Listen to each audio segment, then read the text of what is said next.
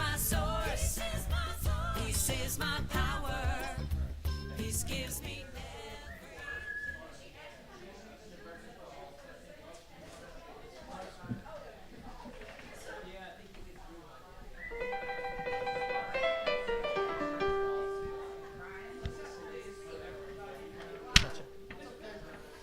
Well, good morning, everyone. Welcome to Unity of Music City. We're going to get started today with 2 songs back to back, get our energy up, get it focused on having a great service today. So, on behalf of Reverend Deb Moore, I'm Ryan Gill, that's Jackson, that's Mary Grace. Let's stand up and sing a couple of songs, okay? Let's start with We Come Together in the Name of Love.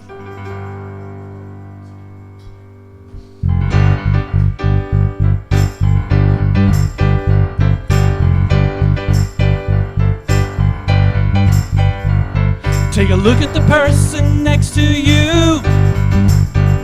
Say God loves you and I love you too. Now feel the love in the sanctuary with the sanctuary band. Lift your voice and repeat after me. We come together. We come together. We come together. In the name of love, we come together. We come together. We come together. In the name of love. Dance break.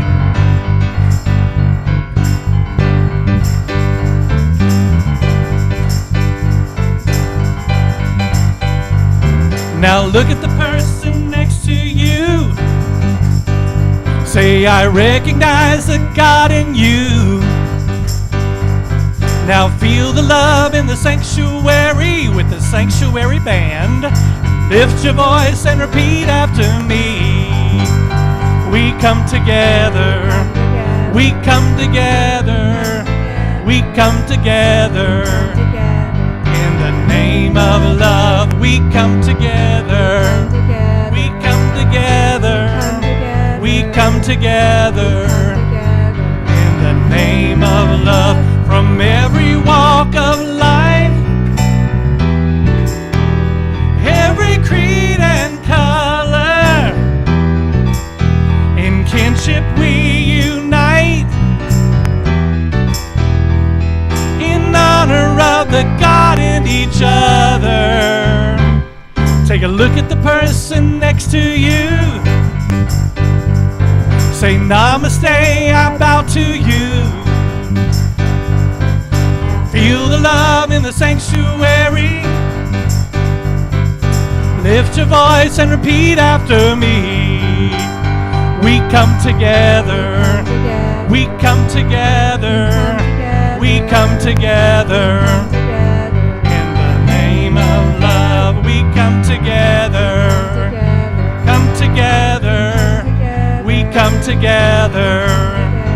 In the name of love, we come together. We come together. We come together. In the name of love, we come together. We come together. We come together. In the name of love. All right.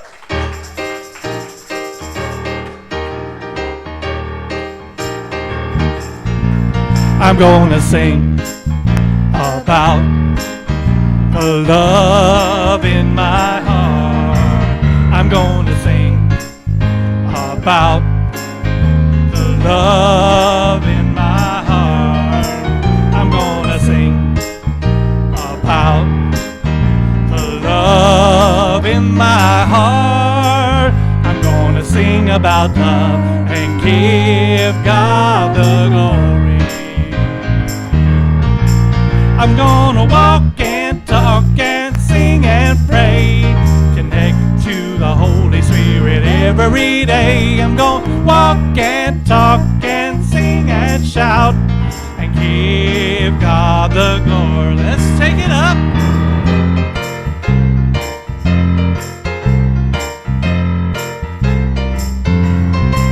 I'm gonna sing about the joy in my heart.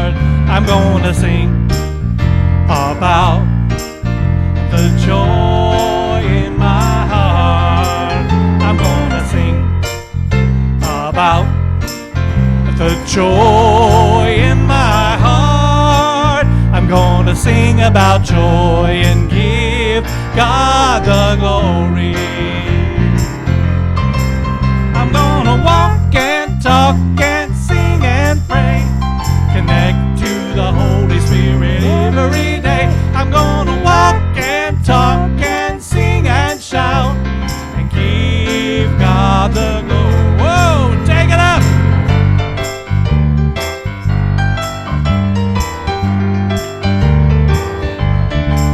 I'm gonna sing because I'm free at last. I'm gonna sing because I'm free at last. I'm gonna sing because I'm free at last. I'm gonna sing because I'm free at last. I'm gonna walk and talk and sing and pray. Connect to the Holy Spirit every day. I'm gonna walk and talk and sing and shout. Give God the... What are we gonna do? We're gonna give God the glory. One more time. And give God the glory. Yes, we will. All right, thank you so much. Please be seated. All right, it's time to dismiss our youth. Let them head to the youth program. And before we do that, we want to give the kids a blessing. Let's say that together. Youth of Unity of Music City, we see you, we love you, and we bless you. You are a shining star for all to see what your lives can truly be. Have fun, guys.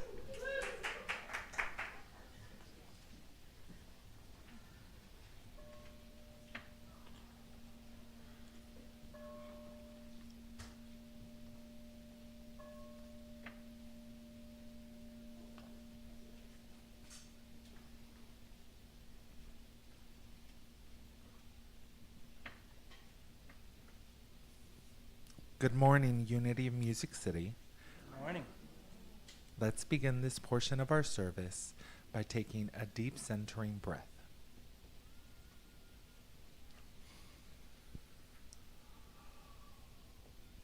Today's centering statement is, I changed my energy and changed my world. We have heard many times that change is constant, and it doesn't take a degree in molecular biology to understand that everything around us is in constant flux.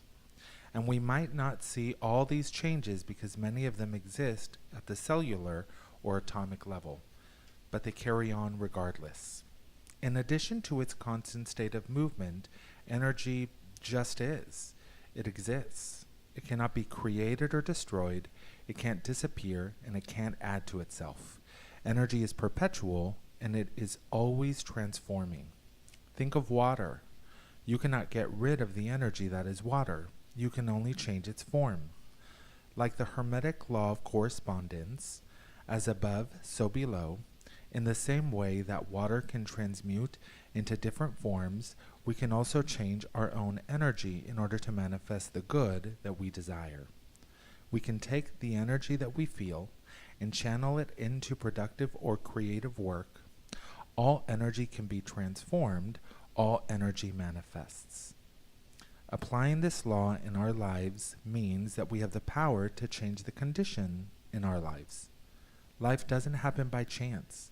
It happens by choice and change. This idea of perpetual motion is the idea behind one of our foundational teachings. Our thoughts and emotions are forms of our creative spiritual power. The spiritual power is the power to change our energy. Positive thoughts and forward motion are a powerful force.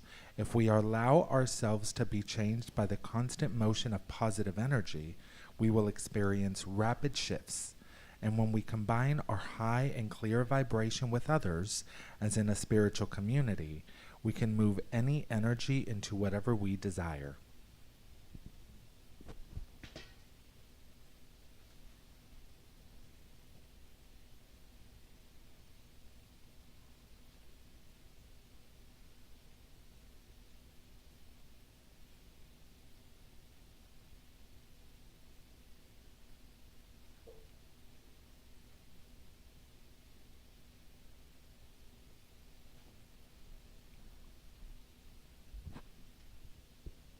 And now please repeat these affirming statements after me. I am in charge of my energy and I harness it for good. I am in charge of my energy and I harness it for good.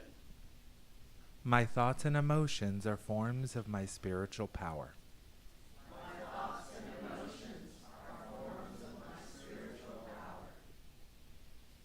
I embrace change and use it to become a better me.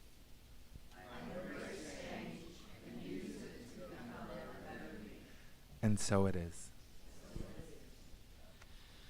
All right. Well, good morning, Unity Music City. So glad to see all your smiling faces. What a beautiful day. Can you smell spring in the air? It's getting there. It's getting there. A few more weeks, and I think we'll have more cold weather. Because this is Nashville, Tennessee, right? It's Nashville, so that is to be expected. Yeah. Still got Easter coming up, and I've seen snow on the ground for Easter in Nashville, Tennessee, so it's not to be ruled out, we'll say that much. But hey, guess what? We just heard that change is the only constant.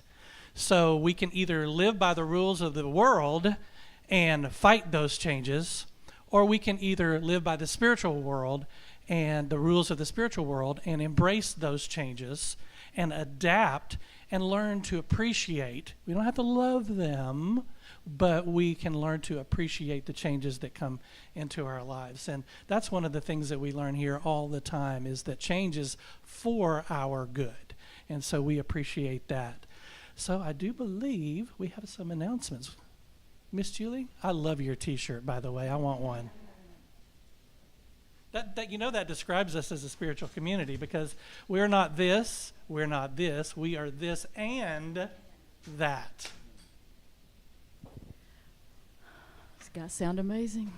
I love the way we start off here every morning. Reverend Deb, when you say things sync up as far as the centering statement and what I was about to say with announcements. I was going to say I am in control of my energy today. Witness it. Nah, just kidding. Just kidding. No. But I was just thinking that. No jokes, no gimmicks.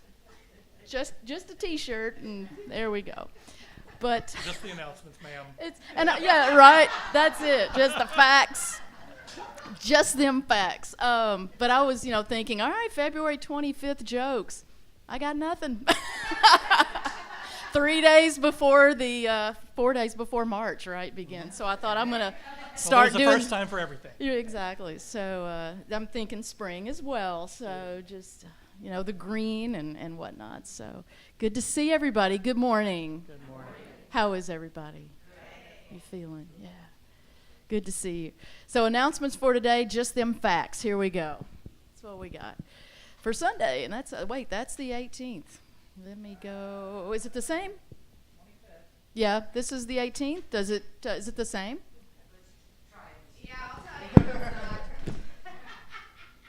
We'll go with it. All right. So we know that Save Paul's still going on, Sarah. So volunteers can use, if we're going to go with this as well, volunteers can use for Save Paul, use that QR code to get to the Save Paul site for meal volunteers.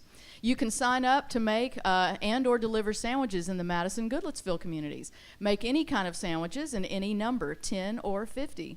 Delivering lunches can be from 1 to 4 hours, but they will take as little or as much time as you can give. Also, please remember to bring in unexpired food items for those who need temporary support, and please see Sarah Esper for any questions. All right, and the next is Evening of Healing. Excellent. March, that is Friday, March the 1st. Love saying March. Love saying March. Marching to spring. Not that I don't love February and January, but I love saying March. That is the first from 6 to 9 p.m. Beautiful Deb, event. do you have anything you want to add?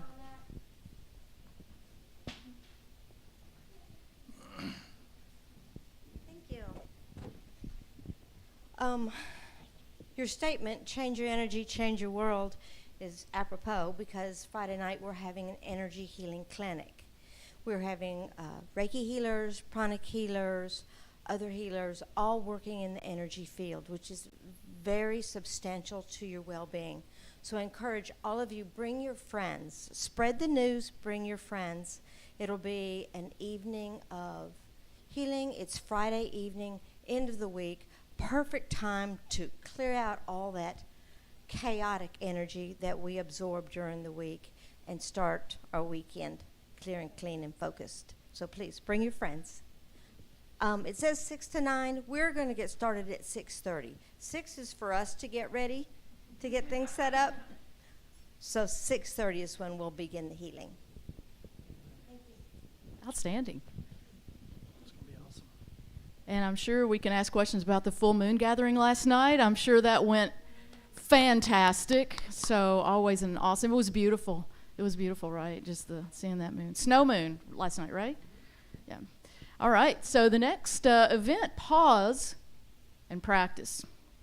A weekly Zoom gathering with Reverend Deb on Mondays beginning March the 4th from 6:30 to 7:30 p.m. 40 minutes of sharing conversation followed by 20 minutes of various spiritual practices. Looking forward to that as well. Happy class is what I have. All right, we're on it. Join Steph for mood boosting movement and mindfulness at the next happy class. I love when Ryan does that. Thursday, March, you're happy all the time. Get my Stevie Wonder. I love it.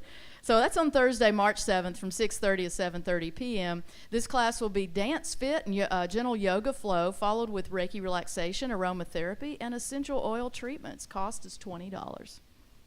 All right, the second Saturday Arts. We are on a roll here. March the 9th at 9 a.m. Embossed watercolor bookmarks. That sounds so incredible. $20 per person. Please see Crystal after the service to check out a few samples. She's holding some up, you guys, of this project. So wow. Super, ultra cool. Oh, they're textured, and that's so cool. So check those out.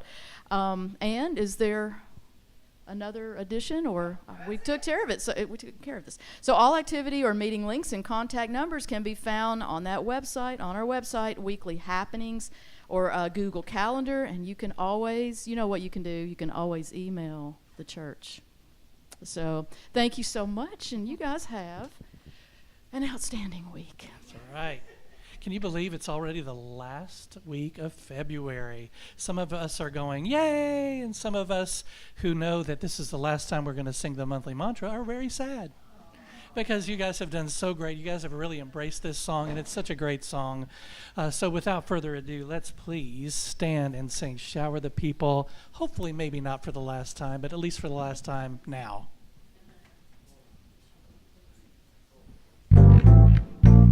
You can play the game and you can act out the part, though you know it wasn't written for you. Tell me, how can you stand there with your broken heart, ashamed of playing the fool? One thing can lead to another. It doesn't take any sacrifice. And father and mother, sister and brother, if it feels nice, don't think twice. Just shower the people you love with love. Show them the way that you feel. Things are gonna work out fine if you only will. What you really ought to do is shower the people you love with love. Show them the way that you feel. And things are gonna be much better if you only will. You can run, but you cannot hide. This is widely known. And what you plan to do with your foolish pride when you're all by yourself alone? Once you tell somebody the way that you feel, you can feel it beginning to ease. And I think it's true what they say about the squeaky wheel always getting the grease. So it's better to shower the people you love with love. Show them the way that you feel. Things are gonna work out fine if you only will. What you really need to do is shower the people you love with love. Show them the way that you feel. Things are gonna be much better if you only will.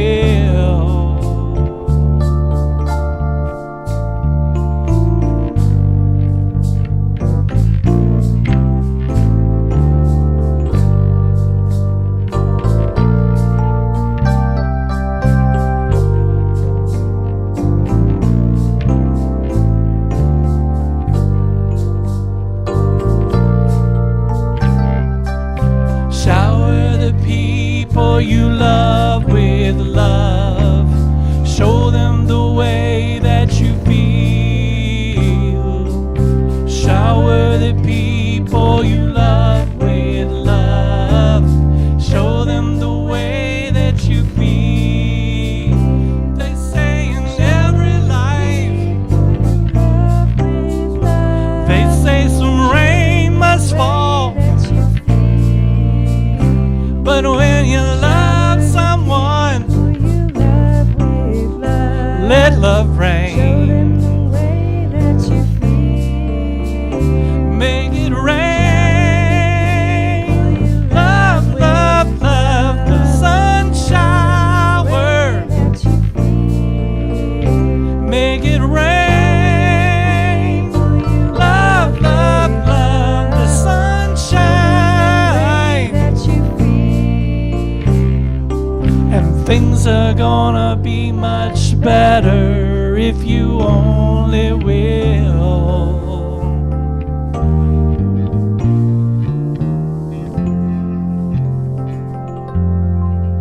Thank you so much. Please be seated.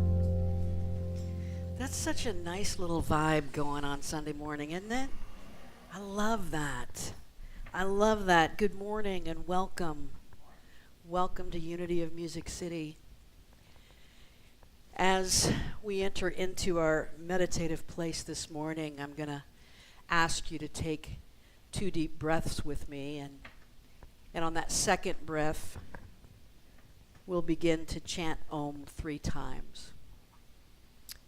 And then I will invite you into our meditative space. So if we take a deep breath in through the nostrils, release it. One more deep breath in.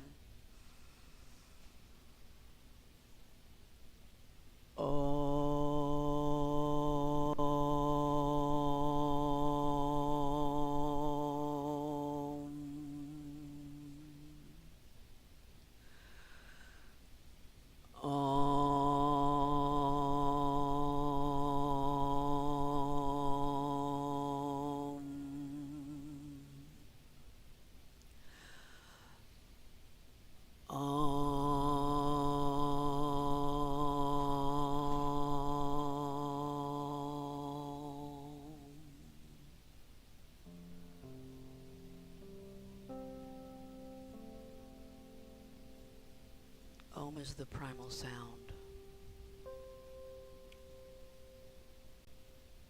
It shifts our energy if we let it.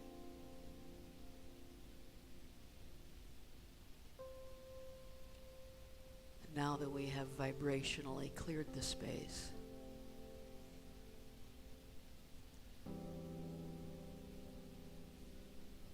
I invite you into that immense spaciousness within you.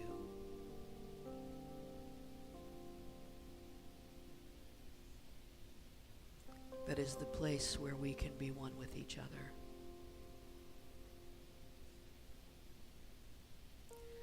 One with the divine.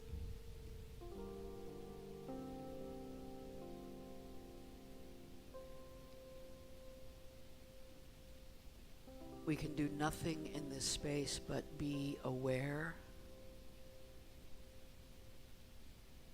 of divine presence.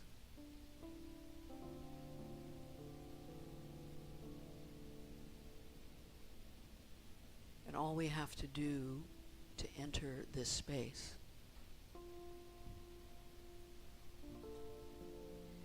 is to remove all the obstacles to it.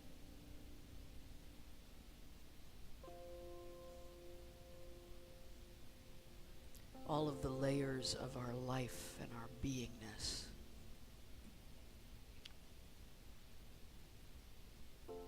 That want to take up our space in our mind and our heart. Insist that we continue to run on their hamster wheel.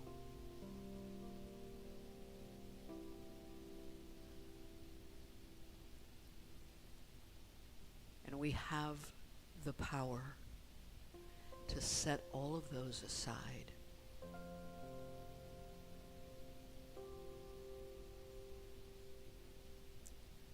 To set concern aside.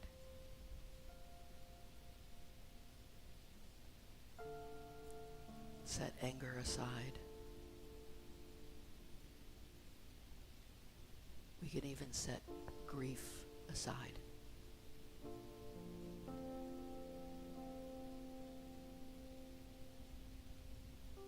Don't worry.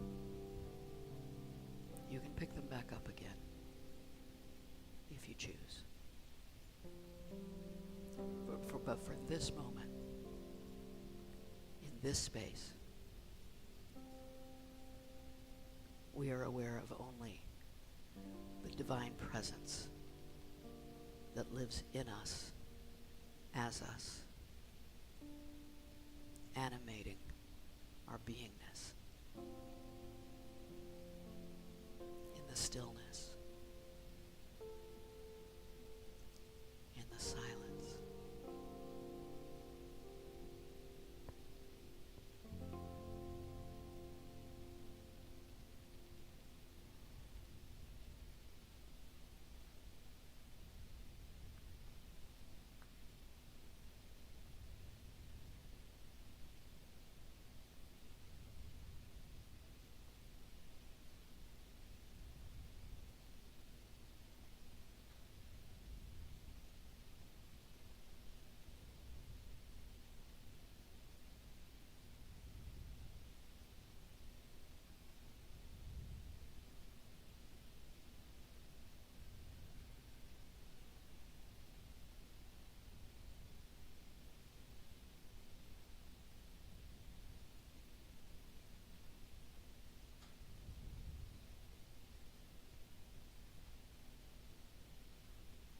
Knock, and the door will be opened unto you.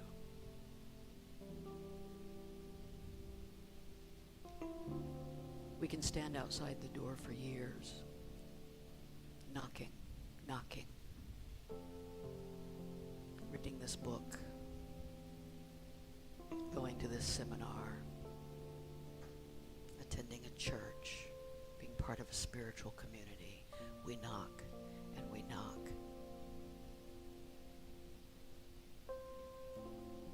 Until one day we move through the door and realize that even the door was an illusion.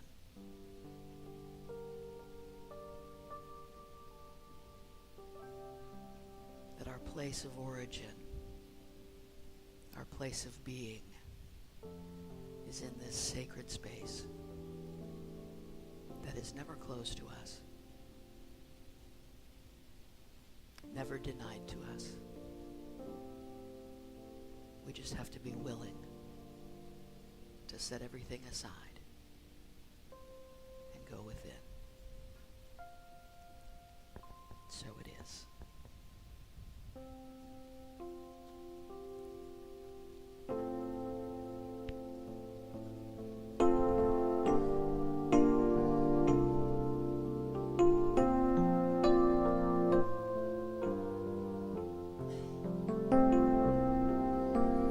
I am in God. God is in me. My life is God expressing.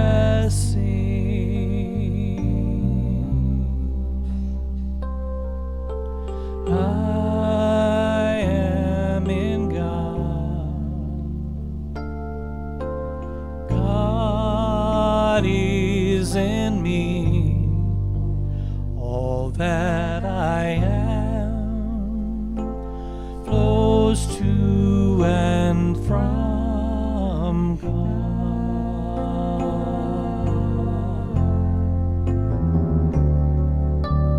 I am in God. God is in me. My life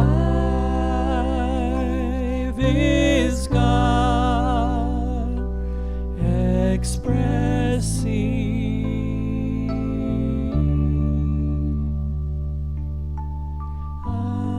I am in God. God is in me. All that I am flows to and from God.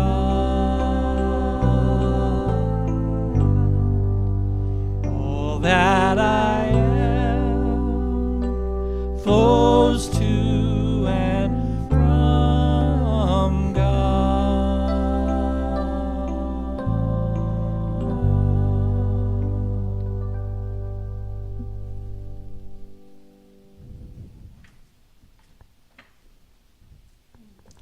Anybody else stand at the door and knock for years and years and years and years and years?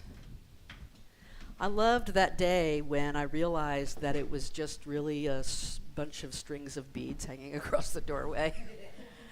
Probably crystals, I'm sure, but nonetheless, it was a great day. Today we are studying the Yoga of Wise Action. We're in our Bhagavad Gita series, and for those of you who are kind of following along, I'm focused mostly on chapters 3 and chapters 4. Chapter 3 is called the Yoga of Action. Chapter 4 is called the Yoga of Wisdom. And since all of these yogas we can move in and out of, I've just put them together. We did a mashup, right? The Yoga of Wise Action. And so as a little refresher from last week, I know last week I'd probably had more questions after last week's talk than any other talk I've ever had. And they were like, I'm not sure I'm following you on this. This one's a little weird, but let's try to just very succinctly kind of look at this. The gunas, the Bhagavad Gita says that there are 3 gunas. Guna means strand or thread that runs through us. And these 3 strands of energy run through us, all of us. We all have all 3 of them. The first one, and these are not in any particular order, they just have numbers because PowerPoint randomly gave them numbers. Sattva, the quality of harmony, goodness, serene beingness. It's a balancing force. This is our seeker self. This is the one that wants the door open to them, that stands at the door and knocks. This is the part of our humanness that evolves because our divine presence doesn't need to evolve at all, right? But sometimes our humanness, our ego, our self, our personality, that has some evolution to do. That's that part that we have evolved into. This is the evolved egoic self. Rajas is the quality of passion, activity, dynamic ego. It is a forward force. It is maybe we could call this the healthy ego. The ego in us that has dreams and aspirations, that shows up and works and moves forward and tries to accomplish something. This is one of the primary energies that we exist in this dynamic, phenomenal push and pull world, right? And then tamas, the quality of disorder, chaos, deluded apathy. It's an opposing force. It might be the unhealthy ego, when we're a little out of balance, when we're in a little personal toxicity, if you will. This is the place that we might get in when I've had those days where I'm like, I don't want to get out of bed. I just want to stay right here. I don't want to move, right? I'm over the world. I can't deal with it. I want to go bury myself in a hole somewhere, right? I want to go live in a cave. Somebody just buy me a cabin in the woods and don't make me have to do anything. We've all been there. I've been there. Lord knows.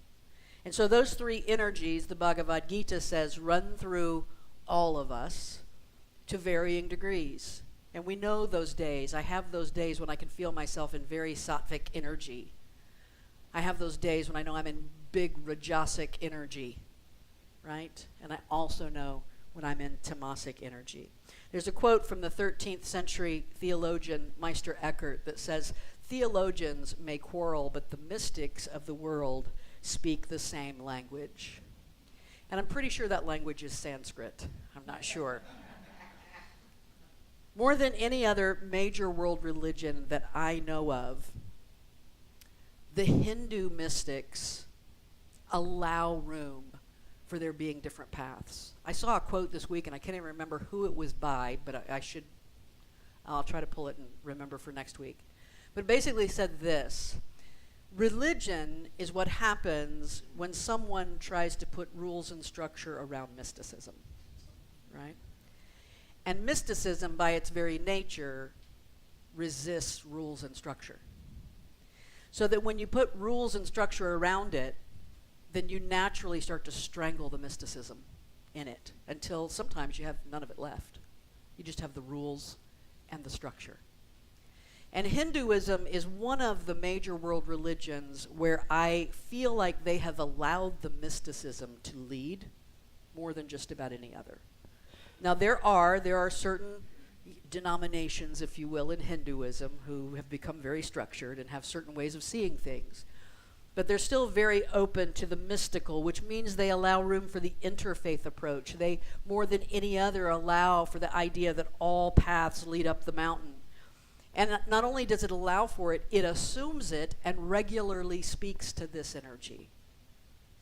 So because of that, words like yoga are not any more limited to one religious tradition than a word like unity. In fact, in many ways, yoga and unity are somewhat interchangeable, right? Yoga, yoke, union. When we practice yoga, we are practicing our union with the divine. So anytime you are in that space of awareness, of recognizing, you are practicing your yoga. What is your yoga? It might be the most important question out of this whole conversation that we have around the Bhagavad Gita. What is your yoga? What is it that you do to step into the awareness of the divine? And because of this, because the Bhagavad Gita and because Hinduism recognizes that we can all have a different approach, we can all have a different path, we have different yogas. We have the yoga of action and the yoga of wisdom and the yoga of devotion and so on and so forth. And so starting here with the yoga of action is pretty important because, of course, as you know, we're in the year of the green wood dragon. And you know that I'm a green wood dragon. And I'm going to be talking about this all year long, or at least until April. So because this is the Greenwood Dragon year, and that's all about action. I have resonated so much with that one thing that I've mentioned before that Frank said during the Year of the Dragon workshop that he did here, that dragons feel like they have to always be in motion. They have to constantly flap their wings. And I'm telling you, that has resonated with me. I have sat in meetings at work just this week, noticing myself kind of fidgeting. And I've said, little dragon, you don't have to flap your wing right now. Just sit still. It's okay. Just relax. Not only am I the year of the dragon, but my sun sign is in Aries, right? Aries is very action-oriented. But hear this. My sun is in Aries. For those of you who know much about astrology, mentioned this to Frank before he went out to work with the kids. Bless you, and bless you. Not only is my sun in Aries, my Mars is in Aries. My Jupiter is in Aries. And all of those are in the first house of self and identity. As an astrologer told me once, if you didn't have Pisces rising, no one could stand you at all. Right?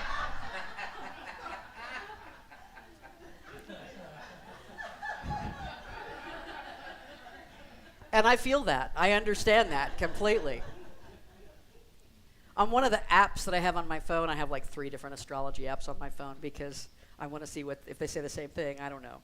One of them, it says about all 3 of these, because it's in your first house, your sun, Mars, Jupiter, in Aries, are hyper present in your personality. Tell me something I don't know, right? So I resonate with the idea of action. I had a friend who used to say, let's do something even if it's wrong. And I loved that. I immediately understood the wisdom of that statement. It's like, let's just get moving. It's like Newton's law, right? A body in motion tends to stay in motion. A body at rest tends to stay at rest. I remember, I think it was during that Dragon workshop when Frank said, I love to be at the gym working out. I hate to get in the car and drive to the gym to go work out, right? But once we start that motion, I'm that way with housework. I love to clean the house. I do. I love it. Getting started cleaning the house, that's the problem. Because I'm just sitting there and I'm a body at rest. So action. How do we engage in action in a divine way, in a spiritually centered way?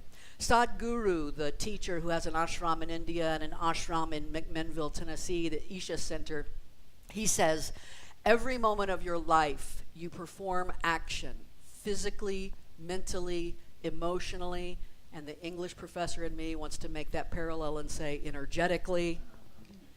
Each action creates a certain memory. That is karma. Now, I could have gone all day without hearing that every action I have ever taken has created an energetic memory. That's a daunting thought, right?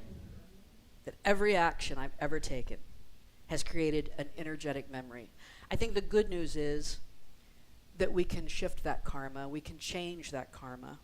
Karma can be affected by the acquisition of wisdom. Karma can be affected, thank God, by grace. Grace to me is the great gift given up to us by the wisdom of the Christian tradition, right? And so by right action, by grace, by wisdom, we can shift that energetic memory that we unknowingly just wandered around randomly making in our early life. What does the Bhagavad Gita say about action? Well, there are 3 statements that I think kind of sum up what it says in the beginning about action. The first one goes like this: not by avoiding actions does one gain freedom from action. So the whole point, remember, in spiritual awakening and awareness is freedom. Freedom. So when it comes to action, we ultimately want freedom from action. We want freedom from everything. But not by avoiding it do we gain it. That's not how we gain freedom from our actions, freedom from the results of our actions, freedom from the consequence. Simply being still won't do it. Simply refusing to participate won't free you. All those times that we thought, if I could just go sit on a mountain and ohm the rest of my life, I'll be fine. No, you're still not free from the action that is yours to do. Sometimes we choose to do nothing because we just don't know what to do. And that is sometimes the wisest approach. right? Let me just sit here for a moment because I'm waiting. I'm going to wait on some wisdom, some guidance, but we still haven't been freed from action. Action is still coming for us. There have been things that I have avoided in my life. I've put them off. I don't have to deal with that. Let me just move on. And guess what? They came back around. They came back around. And maybe the next time I was a little bit more prepared. I was ready for them, right? Action is still coming for us. The second thing is no one, not even for an instant, can exist without acting. Breathing is an action, right? The Bhagavad Gita tells us that all beings are compelled, however unwilling we are, by the 3 strands of nature called the gunas. And the gunas want us to act. And we live in a dynamic world. If Annette stood up right now and tried to push me, please don't do it. If Annette stood up right now and tried to push me, I would not be able to help myself. I would brace myself. I might put my hands up. When music starts playing, I don't know how people just sit still and listen to music. I don't understand it. Are you not compelled to action? Right? I cannot even stop myself from movement. I breathe. I wake up in the morning. I get out of bed. Hopefully I remember to brush my teeth. I do. I remember it's the first thing I do every morning. I brush my teeth. I get in the shower. All of these are actions that I'm taking. Just being alive on this planet is an action that we're taking. We live in this dynamic, phenomenal push-pull world. We live in action. And thirdly, do any actions you must do, since action is better than inaction. I knew let's do something even if it's wrong was good advice. Right? Inaction is better than inaction. Participating in your community is better than not. Showing up to volunteer is better than not. Showing up to vote is better than not. Right? Being engaged in your tribe is better than not. 90% of success in this life is just showing up. Even in the political morass we find ourselves in, and if you don't know the word morass, go look it up, but it's perfect. And more ass is also fitting, but even in this political morass we find ourselves in, this wisdom still applies. Probably the greatest example we've ever had of a spiritually guided person being engaged in the political process is the Mahatma Gandhi, right? And he said, the best politics is right action. The best politics is right action.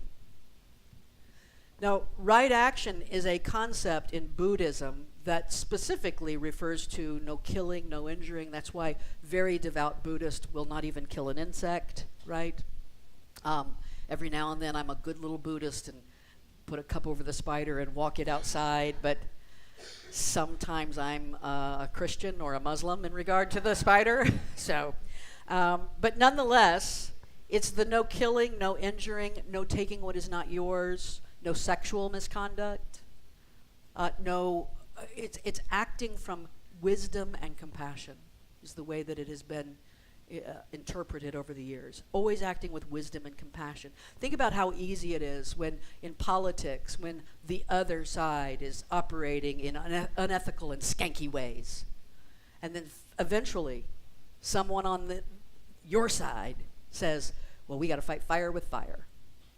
We got to start operating in unethical, skanky ways too. That's just the way the game is played. And I put forth to you, no, it's not.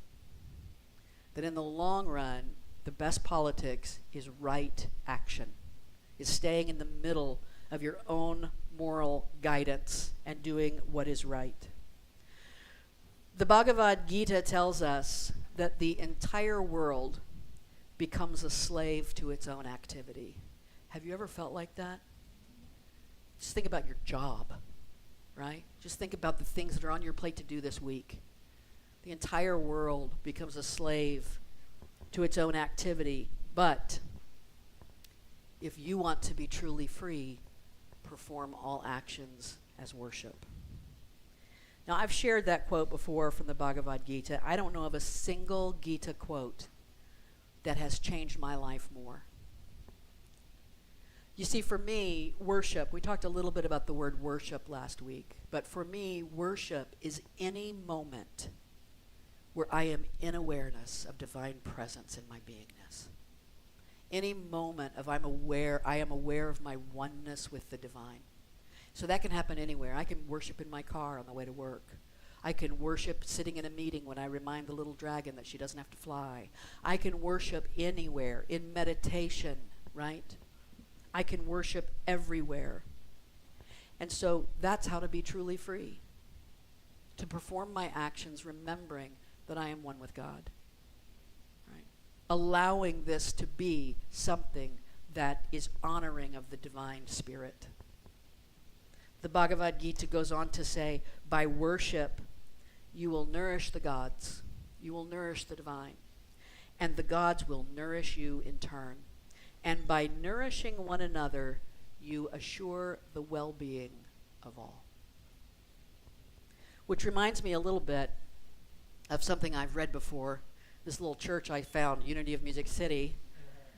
Who we are, we strive to be a presence that contributes to the well-being of all. And the Gita tells us the way that we do that is through worship, remembering our oneness. Right? But the Gita goes on further than that. Do what is yours to do, perform all actions as worship, but that's not where it ends. Here's this lovely, if you saw that man on a street in India, and you could, actually you could see that man on a street in India with no clothes on, because there is a particular sect that has renounced all material comfort whatsoever. The students always love it when we see them, they pull out their cameras. But nonetheless, you might see this man walking down the street in India, and you would know that he is a holy man. But this is what the Gita says. It says, but the man who delights in the self, who feels pure, and the self with a capital S is always, think of divine presence, God, holiness, sacredness. The one who delights in the self, who feels pure contentment and finds perfect peace in the self, for him, there is no need to act. Now, when we look at that, we think, that's contradictory. You just told me that you can't not act, right? So how do you turn around and tell me this? Well, this quote does not say that he doesn't act. It says he has no need to act. He's not driven to action being buffeted by outside forces. He's still doing what is in front of him to do. He's still engaging in his right action.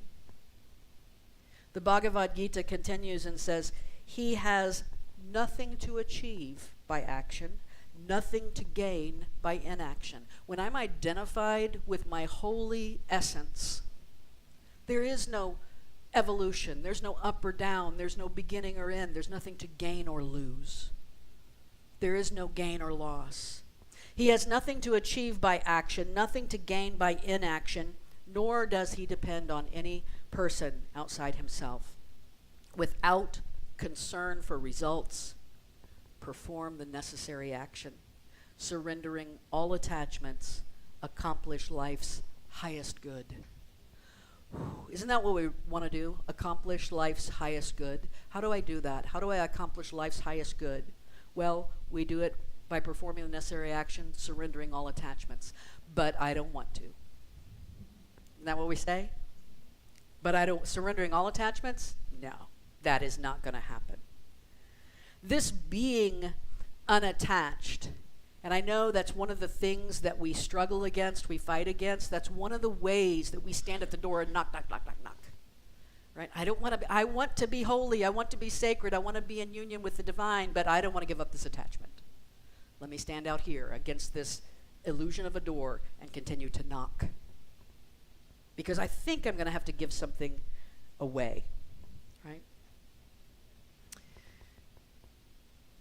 The Bhagavad Gita says that actions are really performed by the working of the three gunas, but a man deluded by the eye sense imagines, I am the doer. The wise man knows that when objects act on the senses, it is merely the gunas acting on the gunas, thus he is unattached. The action still happens. Being engaged in the dynamic world still happens. But we can just kind of see it as the play. This is like the gunas are like the ego. It is possible for your gunas, especially rajas, that passion, that desire, your dynamic desire, to act in such a way that your observer self is sitting there going, well, look at you go, Loretta. Right? Look at you go. Let me tell you how this happened in my own personal journey. When I was asleep, when I was completely unaware of divine presence, this was not a problem at all. I was just three gunas wandering around acting like three gunas. I was just an ego wandering around acting like an ego. And guess what? The gunas know how they act. The ego knows how it acts. It's got it all figured out. And it was not a problem. But as I began to awaken into a spiritual awareness, when I began to become aware of divine presence within me, in the beginning, when I first started to understand the observer self and the ego self, I had several instances where I felt like I was outside of my body. And I could observe myself doing and saying the stupidest things on the planet. Yeah, amen. And my inner guide, my observer self, was screaming, stop talking! Just stop talking! And I remember watching my ego just keep talking, right? Just keep acting in this way. I kept talking and talking. The good news is you can pass through that. That's passing through the beads of the doorway, right? That's passing through, and you can get to the point where, guess what? I stop and listen to my inner guidance a little bit more. Thank God, these days. I stop and listen, unattached to what is going on around us. Actually seeking that advice first. So sometimes our actions get us in trouble. We had a faculty meeting this week, and if you ever want to just enjoy being the observer and watch people attached to their desires, attached to their outcomes, just sit in a faculty meeting. Very attached. And it's interesting to just sit back there and to also watch the moments at which you would have in the past attached yourself. That's wisdom. Being aware of those moments when you would have attached yourself. But sometimes we go even further. I mean, the great question of spirituality is, why is there evil in the world? Why do people do evil things? And guess what? I'm just going to step right out there. I know it's, I've sat in unity churches in the past where there is no evil. There is no evil. There is evil. Evil is happening in the world. People make evil decisions. People do things that cost people their life. At the very least, they're thoughtless and unaware. At the worst, they're cruel and dangerous. So what does the Gita say about evil? Well, Arjuna, remember, he's the archer. He's the one learning. Arjuna says, what is it that drives a man to an evil action, even against his will, as if some force made him do it? And then Krishna answers him. What do you think Krishna says? What causes evil? The devil. The devil made me do it. What causes evil? Krishna says, that force is desire. It is anger, arising from the guna called rajas, deadly and all-devouring. That is the enemy here. Notice how he talks about desire and anger as if they're almost synonymous. That's desire. It's anger. Where does our anger arise from? Being attached to the outcome, not getting what we want. Later on in chapter 16, I don't want to give you like a spoiler alert or anything, but I got to tell you this because it fits so perfectly here. There's a line in chapter 16 where it says, this is the soul-destroying threefold entrance to hell. You can't get any clearer than that. This is the soul-destroying threefold entrance to hell. Desire, anger, and greed. You want to live in hell. The Hindus would say, have at it. Live in hell. You'll get there eventually. You'll figure it out eventually. We have this desire, I want this outcome. Anger, I didn't get this outcome. And at the bottom line of all of that is attachment to the outcome. Well, you might say to yourself, but what about desires? Well, I have desires, right? If I'm hungry, I desire food. If a loved one is sitting in a hospital bed, I desire that they get well. I desire that Unity of Music City grows and thrives. Isn't that a good desire? Sure, you're going to have desires. You live in a dynamic world. You're going to want. Your human being is going to want. Nevertheless, not my will, but thine be done. Not being attached to the outcome. If Unity of Music City doesn't grow and thrive the way my human mind sees it happening, is it bad? Can I just not be attached to that outcome? Right? I can be focused on the desire. I can be focused on a goal, not being attached to the outcome. Because if I'm attached to the outcome and it doesn't happen, then I either have to get angry, I have to blame someone, the necessity to assign guilt arises. Who didn't do what they were supposed to do? Why didn't this work? Something bad happened. I have to name it. We didn't do something right. We failed. The second that I'm attached to the outcome, I attach myself to the energy of failure and success, and I'm subject to them. Right? They become the master. But if I remain unattached to the outcome, I can still show up and do what is mine to do, acting from compassion and love, with the highest hopes for the best for all, with each new day remaining the blessing that it is instead of the mile marker for failure. When a day becomes a mile marker for failure, we've become attached. The Bhagavad Gita says, though the wise cling to their actions, waiting for results, the unwise, the wise are free from attachments and act for the well-being of the whole world. I am free from my attachments. We can't be a presence that contributes to the well-being of all if we're attached to our desires and the outcomes of those desires. We show up, we love, we engage in right action, and we release. We show up, we love, we engage in right action, and we release. The release contributes to the stillness in our action. It is the way we maintain our still, silent essence in the midst of a dynamic world. I was sitting around last night when we had our full moon gathering watching the fire. And the fire, to me, is one of the perfect examples of stillness in action. The logs are just as still as they can be, and the fire is as active as it can be. And the Bhagavad Gita says, he who can see inaction in the midst of action and action in the midst of inaction is wise and can act in the spirit of yoga. She who can hear the voice of the divine in her divine self in the moment and ease into its guidance is wise and can act in the spirit of yoga. Those who can discern the stillness in the motion and the motion in the stillness is wise. I think about, I've been watching Northern Exposure. Y'all know it's streaming now on Amazon Prime. Love that show. Marilyn on Northern Exposure. She's Native American, and of course she has this incredible, almost uncanny, almost disconcerting stillness about her. And if she doesn't have an answer to your question, she just doesn't respond at all. Not even with a facial. It's almost as if she has not heard you. She is the ultimate stillness. She wanted, in this one episode I watched this week, she wanted Holling to be her dance partner for a Cajun dance contest that she was going to be in. She puts him through this rather rigorous practice sessions. And eventually she says, no, it's not going to work. And so Holling's wife, Shelley, comes to Marilyn and says, why did you let Holling go? He has all the right moves. And Marilyn says, his moves are fine. It's his stillness that's a problem. Right?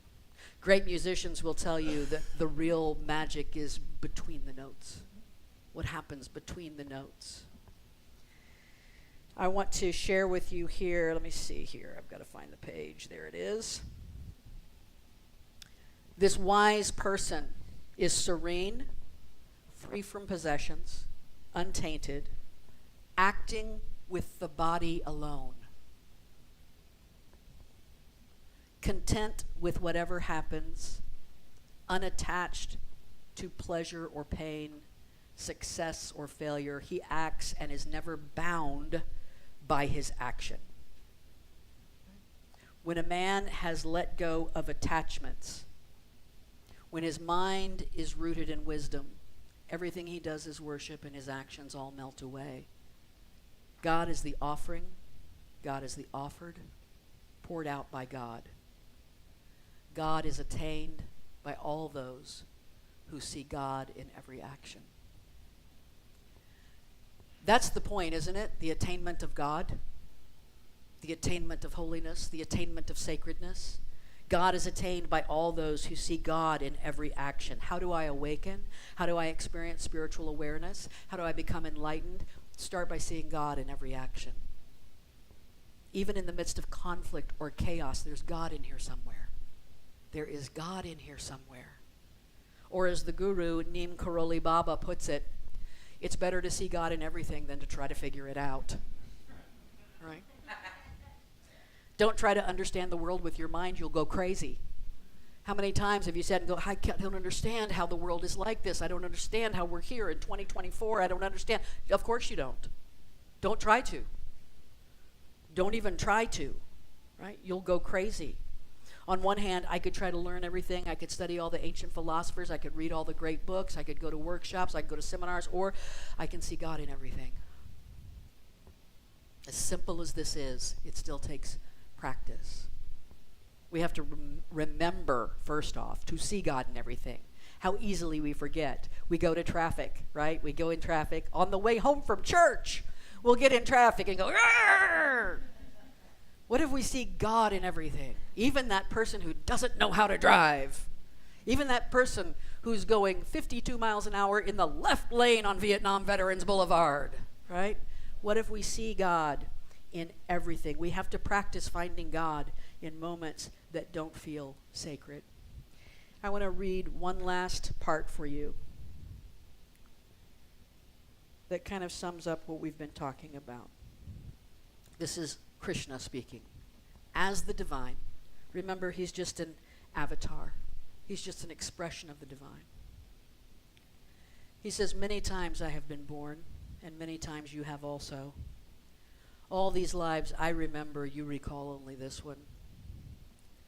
Although I am unborn, deathless, the infinite Lord of all beings, through my own wondrous power I come into finite form.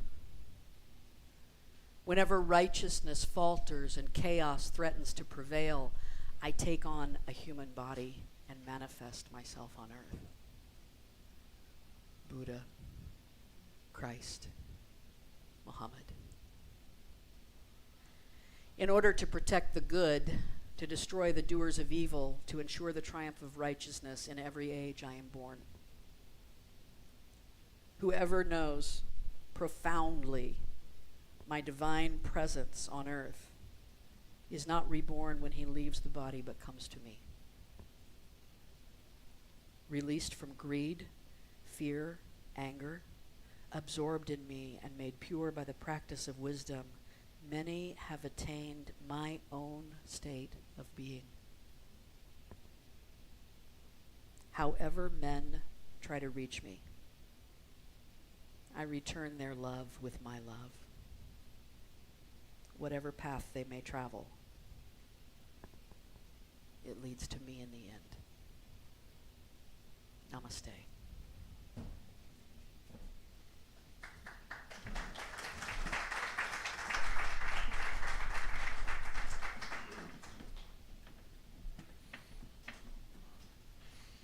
I love that we are able to study the wisdom of these ancient teachings here in this spiritual community, because pretty much the only ancient wisdom that I have been subject to in my lifetime has been Old and New Testament theology, right?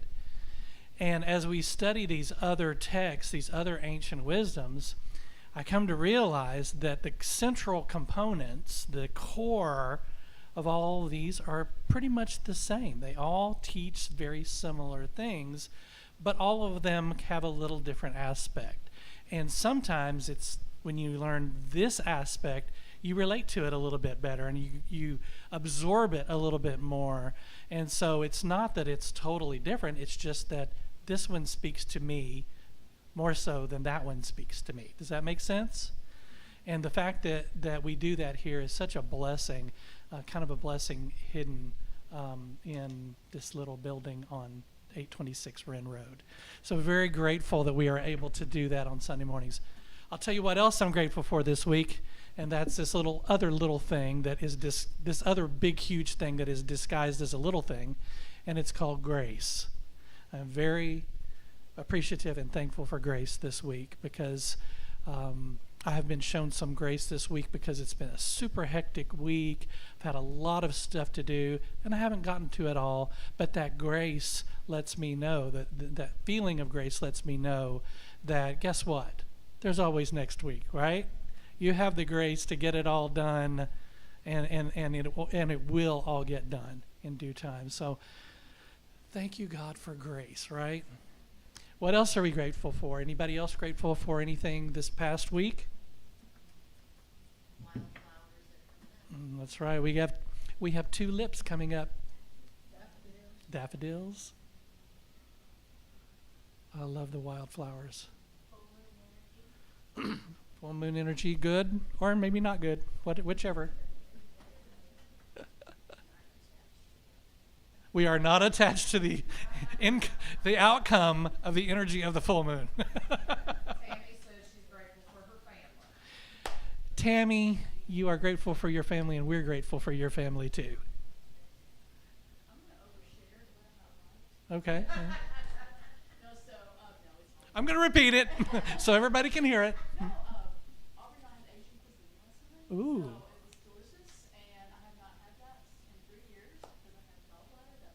Oh, yeah. Woohoo!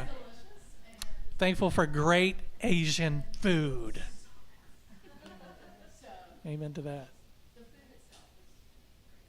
Great food, great friends, great love. Oh, Steph's class, art and movement. We're so grateful for Steph and all of her creativity, all of her activity. Yes. We love you, Steph.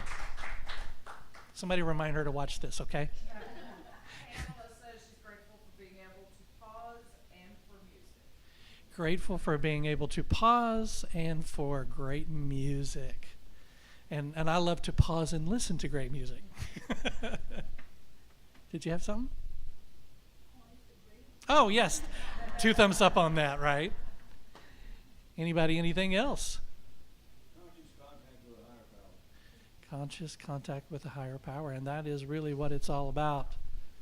Making time to do that, hopefully every day, sometimes whenever we get a chance. And you know what?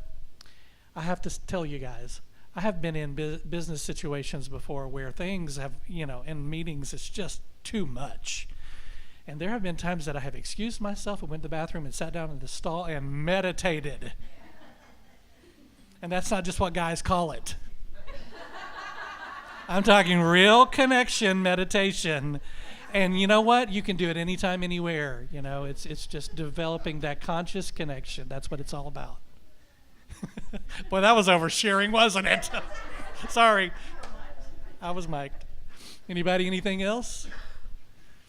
All right, well, let's take a look at the week that was as far as our contributions. Doing well on that front, and use that information to plan your contributions going forward. And let's look at the ways to give. I think we know these. Anybody needs to take a picture of that, you can get it there. There's also the QR code is there back next to the blue vase where you put your paper donations. And let's say our offertory affirmation together. Divine love blesses and multiplies all that I choose to give and all that I am open to receive. Sing, I am grateful. I am grateful for another day of living. I'm grateful for a new chance to forgive. I'm grateful to receive life's many blessings. And I'm grateful for the love I have to give. I am grateful for another day of living. I am grateful for a new chance to forgive. I'm grateful to receive life's many blessings. And I'm grateful for the love I have to give. Yes, I'm grateful for the love I have to give. And we sure are. All right, I want to remind everybody to check your What's Happening newsletter that comes in your email on Tuesdays, so you can be up to date on the latest and the greatest with Unity of Music City. And let's stand up and say the prayer for protection together as we prepare to leave for next week. Everyone, the light of God surrounds us. The love of God enfolds us. The power of God protects us. The presence of God watches over us. Wherever we are, God is. And all is 1, 2, 3, 4.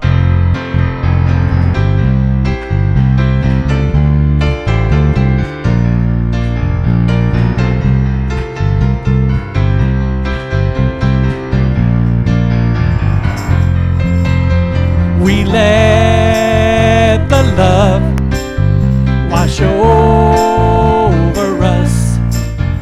We let it be. We let the love wash over us. We let it be. Let the peace wash over us. We let it be. We let the joy wash over us. We let it be.